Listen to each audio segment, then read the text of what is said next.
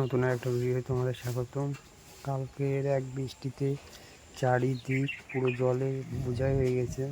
আমাদের কাঁকলের জমিতে এখনো অবশ্য জল আসেনি। আজকে যদি বৃষ্টি হয় তো আর কাঁকলের জমিও বাকি থাকবে না জল উঠলেতে। আর একবার জল উঠে গেলে আর কাঁকল হবে না।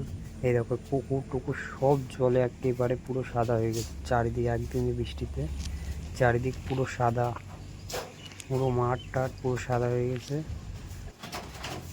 এখন সবে কাকলের আবার নতুন করে ডোকা ছেড়েছে, জমিতে ফুল ফোটা শুরু হয়েছে।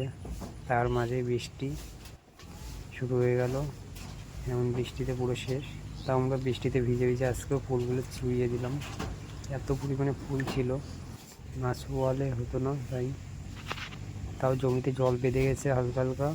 যদি বৃষ্টি হয় তো পুরো শেষ, আর নাই তো এই জল নেমে যাবে, অসুবিধা হবে না। চারিদিক শুধু জলে জল, শুধু জল। বড় বড় পুকুর খাল সব ডুবে গেছে, জলের স্রোতও টানা শুরু করেছে। এই যে জমিতে জল আসছে তার একটা কলা গাছ বাকি। চারিদিক ধান টান পুরো জলের তলায় আপাতত। যদি বৃষ্টি টিষ্টি হয়ে যায় আবার নতুন করে আর এসব ধান হবে।